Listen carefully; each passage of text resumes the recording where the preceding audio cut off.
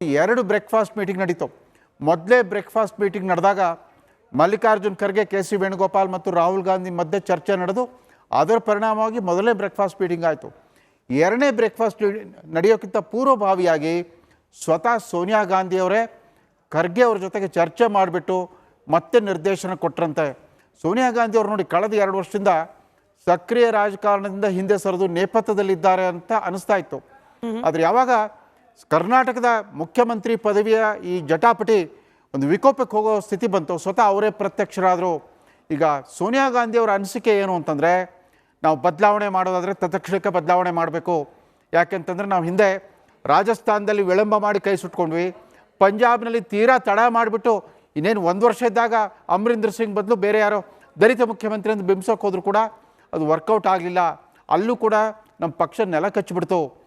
ಈ ರೀತಿ ಆಗ್ಕೂಡ್ದು ಕರ್ನಾಟಕದಲ್ಲಿ ಅಂತಂದರೆ ಹೊಸ ಮುಖ್ಯಮಂತ್ರಿಗೆ ಅವಕಾಶ ಕೊಡಲೇಬೇಕು. ಆಮೇಲೆ ಈಗ ಆ ಸ್ಪರ್ಧೆನಲ್ಲಿ ಡಿ ಕೆ ಶಿವಕುಮಾರ್ ಹೊರತಾಗಿ ಮತ್ತೊಬ್ಬ ಪ್ರತಿಸ್ಪರ್ಧಿ ಯಾರೂ ಕಾಣ್ತಾ ಇಲ್ಲ. ಬಟ್ ಸರ್, ಸಿದ್ದರಾಮಯ್ಯನವರ ಇವತ್ತಿನ ವೇಣುಗೋಪಾಲ್ ಅವರ ಜೊತೆಗಿನ ಮಾತುಕತೆಯ ನಮಗೆ ಇನ್ಸೈಡ್ ಡೀಟೇಲ್ಸ್ ಸಿಕ್ಕಿರೋದು, ಅಂದರೆ ಅಫಿಷಿಯಲಿ ಇದನ್ನು ಯಾರೂ ಹೇಳೋದಿಲ್ಲ, ಅದು ಗೊತ್ತಿರೋ ವಿಚಾರವೇ. ವೇಣುಗೋಪಾಲ್ ಅವ್ರ ಮುಂದೆ ಮತ್ತೊಮ್ಮೆ ತಮ್ಮ ಕ್ಲೀನ್ ಆಡಳಿತದ ಬಗ್ಗೆನೇ ಪ್ರಸ್ತಾಪ ಮಾಡಿದ್ದಾರೆ ಸಿದ್ದರಾಮಯ್ಯನವರು. ಯಾವುದೇ ಕಪ್ಪು ಚುಕ್ಕಿ ಇಲ್ಲದ ಆಡಳಿತವನ್ನು ನೀಡಿದ್ದೇನೆ, ಕೆಳಗಿಳಿಸೋ ಮುಂಚೆ ಯೋಚನೆ ಮಾಡಬೇಕು ಅನ್ನೋ ಒಂದು ರೀತಿಯ ಒತ್ತಡ ತಂತ್ರವನ್ನೇ ಮುಂದುವರೆಸಿದ್ದಾರೆ ಅನ್ನೋ ಮಾಹಿತಿ ಕೂಡ ಸಿಗ್ತಾ ಇದೆ. ಇವತ್ತಿನ ಮಾತುಕತೆ ವಿಶೇಷತೆ ಏನಿತ್ತಂದರೆ, ಅದು ಕೆ ಸಿ ವೇಣುಗೋಪಾಲ್ ಮತ್ತು ಸಿದ್ದರಾಮಯ್ಯನವ್ರ ನಡುವಿನ ಖಾಸಗಿ ಸಂಭಾಷಣೆ ಮಾತ್ರ ಆಗಿರಲಿಲ್ಲ, ಕೆಲವು ಸಚಿವರು ಉಪಸ್ಥಿತರಿದ್ದರು. ಆ ಸಚಿವರುಗಳ ಪೈಕಿ ಲಕ್ಷ್ಮೀ ಹೆಬ್ಬಾಳ್ಕರ್ ಕೂಡ ಇದರಲ್ಲಿ. ಲಕ್ಷ್ಮೀ ಹೆಬ್ಬಾಳ್ಕರ್ ತಮಗೆಲ್ಲ ಗೊತ್ತಿರೋ ಹಾಗೆಯೇ ಅನಾದಿ ಕಾಲದಿಂದ ಕಾಂಗ್ರೆಸ್ ಪಕ್ಷಕ್ಕೆ ಎಂಟ್ರಿ ಆದಾಗಿಂದ ಅವರು ಡಿ ಕೆ ಶಿವಕುಮಾರ್ ಅವರ ಅತ್ಯಂತ ವಿಶ್ವಾಸಾರ್ಹ ಬೆಂಬಲಿಗರ ಥರ ಗುರುತಿಸ್ಕೊಳ್ತಾ ಬಂದ್ಬಿಟ್ಟಿದ್ದಾರೆ. ಡಿ ಕೆ ಶಿವಕುಮಾರ್ ಅವರ ಶಿಷ್ಯ ಅನ್ನೋ ರೀತಿಯಲ್ಲಿ ಗುರುತಿಸ್ಕೊಂಡಿದ್ದಾರೆ. ಸೊ ಲಕ್ಷ್ಮೀ ಹೆಬ್ಬಾಳ್ಕರ್ ಉಪಸ್ಥಿತಿಯಲ್ಲೇ ಸಿದ್ದರಾಮಯ್ಯನವರು ಸ್ವಲ್ಪ ಗಡುಸಾಗಿ ಮಾತಾಡಿದರೆ, ನನ್ನ ಮೇಲೆ ಯಾವ ಕಪ್ಪು ಚುಕ್ಕಿದೆ ಅಂತ ಸವಾಲು ಹಾಕಿದರೆ ಅದೊಂದು ಹೊಸ ಬೆಳವಣಿಗೆ.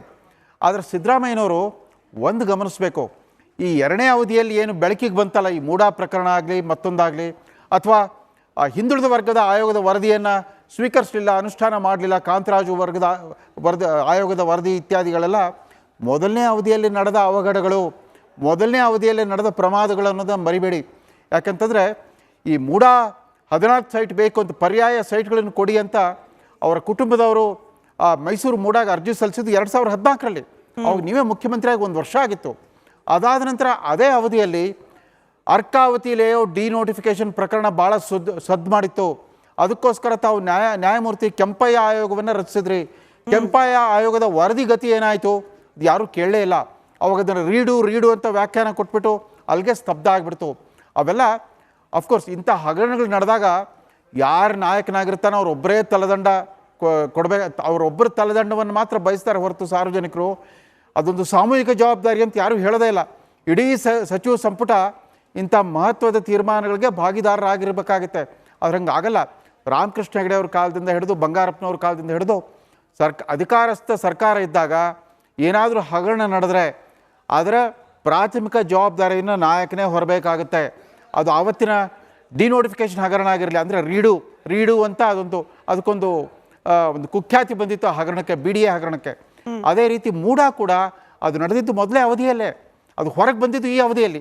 ಅದಕ್ಕೆ ಯಾರು ಕಾರಣರು, ಸ್ವಪಕ್ಷೀಯರೇ ಕಾರಣ ಅಥವಾ ವಿರೋಧ ಪಕ್ಷದವ್ರು ಏನೋ ಪಾದಯಾತ್ರೆ ಎಲ್ಲ ಮಾಡಿದ್ರಲ್ಲ ಅವ್ರ ಪರಾಕ್ರಮದಿಂದ ಅದು ಹೊರಗೆ ಬಂತೋ ಗೊತ್ತಾಗಲೇ ಇಲ್ಲ. ಆಗಲೂ ಕೂಡ ಸಿದ್ದರಾಮಯ್ಯನವರು ಮೊದಲ ಹಂತದಲ್ಲಿ ನೋಡಿ, ಅದು ಹೈಕೋರ್ಟಿನ ತೀರ್ಪು ಬರೋಕ್ಕಿಂತ ಮುಂಚೆ ಹೀಗೆ ಗಡಸಾಗಿ ಮಾತಾಡಿದರು, ಕೊಡ್ರಿ 63 ಕೋಟಿ ಕೊಡಿ, ನಾನು 14 ಸೈಟ್ ಕೊಡ್ತೀನಿ ಅಂತ ಮಾಧ್ಯಮಗಳ ಎದುರಿಗೆ ಭಾಳ ಗಡಸಾಗಿ ಮಾತಾಡಿದರು.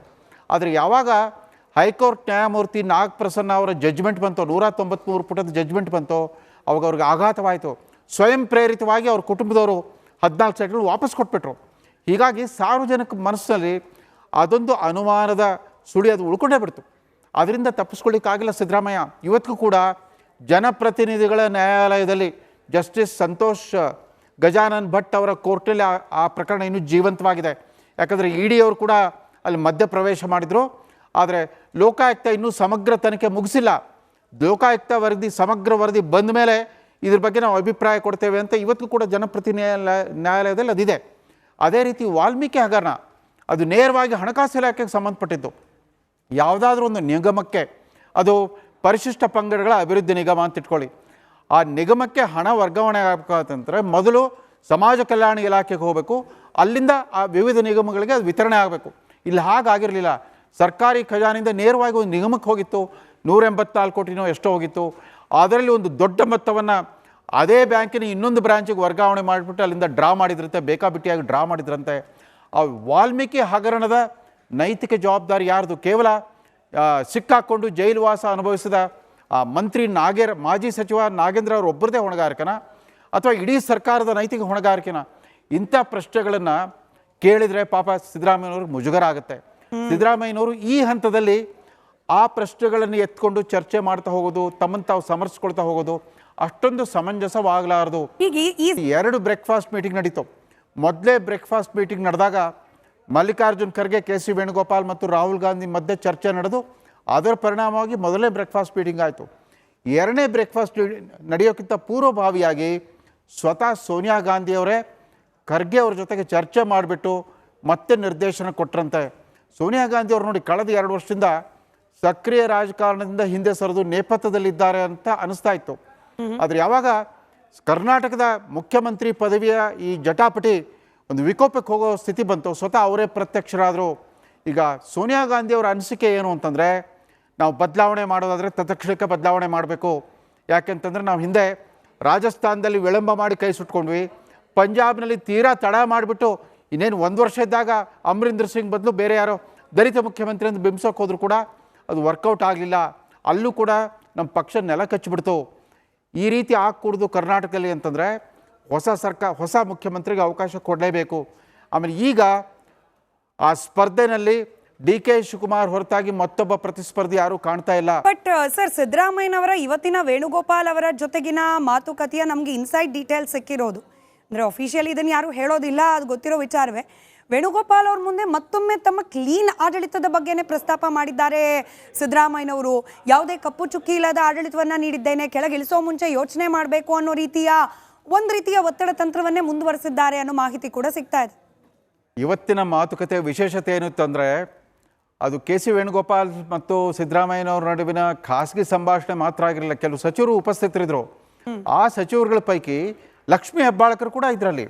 ಲಕ್ಷ್ಮೀ ಹೆಬ್ಬಾಳ್ಕರ್ ತಮಗೆಲ್ಲ ಗೊತ್ತಿರೋ ಹಾಗೆಯೇ ಅನಾದಿ ಕಾಲದಿಂದ ಕಾಂಗ್ರೆಸ್ ಪಕ್ಷಕ್ಕೆ ಎಂಟ್ರಿ ಆದಾಗಿಂದ ಅವರು ಡಿ ಕೆ ಶಿವಕುಮಾರ್ ಅವರ ಅತ್ಯಂತ ವಿಶ್ವಾಸಾರ್ಹ ಬೆಂಬಲಿಗರ ಥರ ಗುರುತಿಸ್ಕೊಳ್ತಾ ಬಂದ್ಬಿಟ್ಟಿದ್ದಾರೆ. ಡಿ ಕೆ ಶಿವಕುಮಾರ್ ಅವರ ಶಿಷ್ಯ ಅನ್ನೋ ರೀತಿಯಲ್ಲಿ ಗುರುತಿಸ್ಕೊಂಡಿದ್ದಾರೆ. ಸೊ ಲಕ್ಷ್ಮೀ ಹೆಬ್ಬಾಳ್ಕರ್ ಉಪಸ್ಥಿತಿಯಲ್ಲೇ ಸಿದ್ದರಾಮಯ್ಯನವರು ಸ್ವಲ್ಪ ಗಡುಸಾಗಿ ಮಾತಾಡಿದ್ರೆ, ನನ್ನ ಮೇಲೆ ಯಾವ ಕಪ್ಪು ಚುಕ್ಕಿದೆ ಅಂತ ಸವಾಲು ಹಾಕಿದರೆ ಅದೊಂದು ಹೊಸ ಬೆಳವಣಿಗೆ. ಆದರೆ ಸಿದ್ದರಾಮಯ್ಯನವರು ಒಂದು ಗಮನಿಸಬೇಕು, ಈ 2ನೇ ಅವಧಿಯಲ್ಲಿ ಏನು ಬೆಳಕಿಗೆ ಬಂತಲ್ಲ, ಈ ಮೂಡಾ ಪ್ರಕರಣ ಆಗಲಿ ಮತ್ತೊಂದಾಗಲಿ, ಅಥವಾ ಹಿಂದುಳಿದ ವರ್ಗದ ಆಯೋಗದ ವರದಿಯನ್ನು ಸ್ವೀಕರಿಸಲಿಲ್ಲ, ಅನುಷ್ಠಾನ ಮಾಡಲಿಲ್ಲ, ಕಾಂತರಾಜು ಆಯೋಗದ ವರದಿ ಇತ್ಯಾದಿಗಳೆಲ್ಲ ಮೊದಲನೇ ಅವಧಿಯಲ್ಲಿ ನಡೆದ ಅವಘಡಗಳು, ಮೊದಲನೇ ಅವಧಿಯಲ್ಲಿ ನಡೆದ ಪ್ರಮಾದಗಳು ಅನ್ನೋದನ್ನು ಮರಿಬೇಡಿ. ಯಾಕಂತಂದರೆ ಈ ಮೂಡಾ 14 ಸೈಟ್ ಬೇಕು ಅಂತ ಪರ್ಯಾಯ ಸೈಟ್ಗಳನ್ನು ಕೊಡಿ ಅಂತ ಅವರ ಕುಟುಂಬದವರು ಮೈಸೂರು ಮೂಡಾಗ ಅರ್ಜಿ ಸಲ್ಲಿಸಿದ್ದು 2014ರಲ್ಲಿ. ಅವಾಗ ನೀವೇ ಮುಖ್ಯಮಂತ್ರಿಯಾಗಿ 1 ವರ್ಷ ಆಗಿತ್ತು. ಅದಾದ ನಂತರ ಅದೇ ಅವಧಿಯಲ್ಲಿ ಅರ್ಕಾವತಿ ಲೇಔಟ್ ಡಿನೋಟಿಫಿಕೇಷನ್ ಪ್ರಕರಣ ಭಾಳ ಸದ್ದು ಮಾಡಿತ್ತು. ಅದಕ್ಕೋಸ್ಕರ ತಾವು ನ್ಯಾಯಮೂರ್ತಿ ಕೆಂಪಯ್ಯ ಆಯೋಗವನ್ನು ರಚಿಸಿದ್ರಿ. ಕೆಂಪಯ್ಯ ಆಯೋಗದ ವರದಿ ಗತಿ ಏನಾಯಿತು ಯಾರೂ ಕೇಳಲೇ ಇಲ್ಲ. ಅವಾಗ ಅದನ್ನು ರೀಡು ಅಂತ ವ್ಯಾಖ್ಯಾನ ಕೊಟ್ಬಿಟ್ಟು ಅಲ್ಲಿಗೆ ಸ್ತಬ್ಧ ಆಗಿಬಿಡ್ತು. ಅವೆಲ್ಲ ಅಫ್ಕೋರ್ಸ್ ಇಂಥ ಹಗರಣಗಳು ನಡೆದಾಗ ಯಾರು ನಾಯಕನಾಗಿರ್ತಾನೋ ಅವರೊಬ್ಬರೇ ತಲೆದಂಡ ಕೊಡಬೇಕು, ಅವರೊಬ್ಬರ ತಲೆದಂಡವನ್ನು ಮಾತ್ರ ಬಯಸ್ತಾರೆ ಹೊರತು ಸಾರ್ವಜನಿಕರು ಅದೊಂದು ಸಾಮೂಹಿಕ ಜವಾಬ್ದಾರಿ ಅಂತ ಯಾರೂ ಹೇಳೋದೇ ಇಲ್ಲ. ಇಡೀ ಸಚಿವ ಸಂಪುಟ ಇಂಥ ಮಹತ್ವದ ತೀರ್ಮಾನಗಳಿಗೆ ಭಾಗಿದಾರರಾಗಿರಬೇಕಾಗುತ್ತೆ. ಆದ್ರೆ ಹಂಗೆ ಆಗಲ್ಲ.